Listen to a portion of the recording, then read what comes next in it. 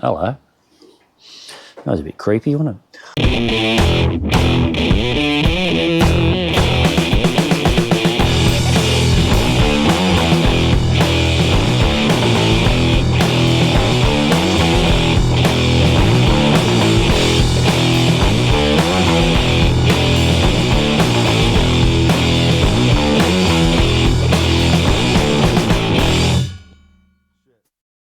Hey going there, viewers.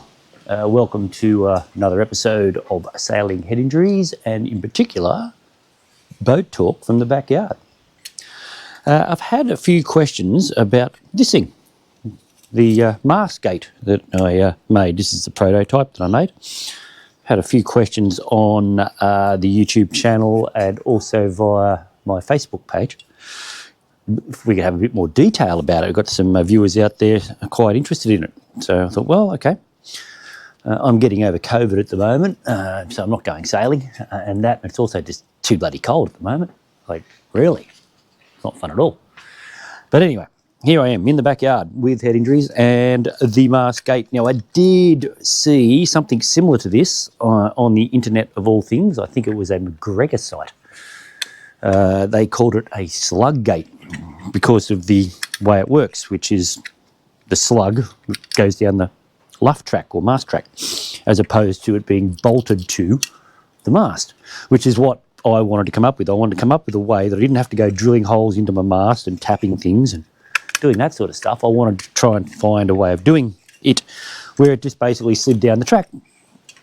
And I hadn't seen this slug gate thing on the internet yet, so I just came up with this. It also doubles as a tuning fork, by the way. That would be, well, that's a low B, I think. Yeah, so slug. Now, mind you, this is a prototype. It's really, not expertly made, not a piece of engineering greatness. That's actually just a bit of aluminium tube. If I was going to make this again, I'd probably make it out of a bit of nylon rod, something like that, so I don't have aluminium on aluminium. It wouldn't be tube. I'd drill and tap it. I wouldn't be filling it with epoxy to stop the screws from going around. Like I say, this was just a prototype. I may even machine the whole thing out of a block of nylon or something like that. Make basically that C-section out of a block of nylon. I'm not sure, but in the reality of things is, with me in particular, is I will probably not make another one of these until I either drop this one over the side or it breaks. So it's a prototype that will probably be the thing I use forever. Anyway, if you were going to make one, you could make it better than I have, but this will give you the idea. So all I did was just grab a piece of flat bar. I grabbed some angle and some rivets, some tube, a couple of screws, some washers, wing nuts, and a bit of araldite. Depending on how your mast is, it's going to change all of these dimensions. You'll have to work that out yourself. We'll get up and have a quick look at the mast in a second, but it will all depend on what size angle you use. The reason I used angle and just didn't use a piece of flat bar was because I needed to give it some sort of rigidity.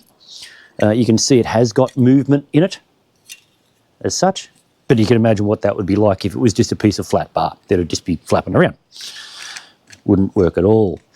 My particular mast has a flared out gate, so sort of this flat part here sits on the gate. This here stops it from rocking around a bit. It's what actually holds it in place is tightening up these screws. So if you want to make one of these, there's no real point in saying, can you send me the dimensions? Because, hey, it's going to be different to your mast. You just need to give it a go. Get a few bits of flat bar or flat timber or bits of angle and just sort of get up there and stick it on there and have a look and get your tape measure out or your vernier caliper and work it out. But the basic design is apparently called, officially, a slug gate. That being the slug. And it goes down and creates a gate.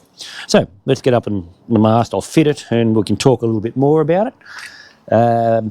That's pretty much it. There's not too much more to say about the slug gate, except that it can be used as a tuning fork. And it is, a B. I'd say. All right, let's get up and have a look at the mast sticky thing that goes up in the air. Hello. That was a bit creepy, wasn't it? All right, so here we have the gate flanged out section of luff track. This will be a bit interesting with all these halyards and things tied around, but we'll give it a go. Probably should have tried this first to see if it was going to work, shouldn't I? All right, so basically, get this crap out of the way. Slide the slug into the track and get it to go down if you can. And you probably won't because of all these things that are in the way. Oh no, it'll work. All right, there it goes. Tighten up wing nuts and the gate is fitted. Really that easy. Now, there is a bit of movement up here, and one could think about drilling and tapping some holes, but that'd just be more things you'd have to do up and undo, and more things that could get caught on things. This actually worked. If you watch the last video I did with my asymmetric spinnaker up on the Chocolate Lake, Lake Conjola, it worked fine. I just need to lift this up a little bit, really, just to stop the track from, stop the slug from coming out there. Could have made it a slightly bit longer, but if I do that, it makes it harder to get in, because with the main in the actual mast, I think the bottom slug was about here somewhere, and it made it hard for me to actually get it in, but it goes in nicely the way it is. So that's pretty much it. That's how it works. It's not rocket science, really. It's just a sluggy thing that goes into the track with some flat bar and angle on it. You don't actually need any machining type tools to do this. I'm a fitter and machinist myself, but I didn't go around to see Rob the dentist and ask if I could use his mill or anything like that. I just got the angle grinder out and the file. And if you have a close look, you can tell that I got the angle grinder out and the file. As I said earlier, if I was going to make this again, I'd possibly make it out of a block of nylon or something like that and just machine it. Something that had the rigidity that this has, but sort of is a bit more aesthetically pleasing. So yeah, that's my mast gate or slug gate.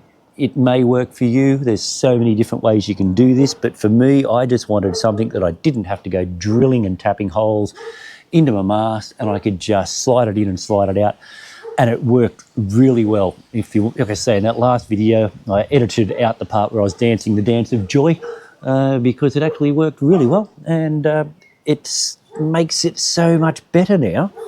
I don't have to get up and stand up hanging onto the mast, feeding slugs and pulling halyards and falling over the side. I don't have to do that now. I can do that when I'm in the dock. I can actually do it when the boat's on the trailer before I put it in, and fit this and then drop the main down. When I'm ready to pull the main up, I can just be in the cockpit, pull the halyard and up it goes. Don't have to get out of the cockpit whatsoever. And that's what it's about. That's why I do these things. That's why I stuff around with these furling idea for my asymmetric spinnaker, is I don't want to be up here.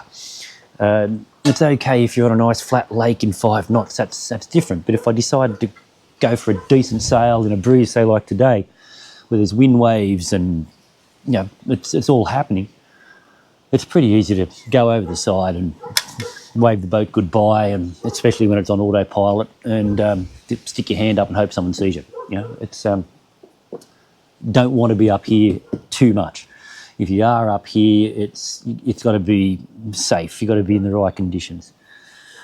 Strapped on, hanging on, life jacket, that sort of thing. But yeah, standing up there, trying to hold onto the mast and feed a sail into a mast track is not the coolest thing to do. There was a video I did, which was a Botany Bay experience. There was 2 knots of breeze, if that. It was dead flat, dead calm on Botany Bay, and I'm up there pulling the mast up, and a thumping great big power boat went past, and you'll see me hanging on to the mast as the boat's just shaking around all over the place. Even in those conditions, you can go over the side. So yeah, that's why I do it. That's why I come up with this one, and it works, and I hope it's going to work for you if you come up with that idea. If it helps you out, happy days.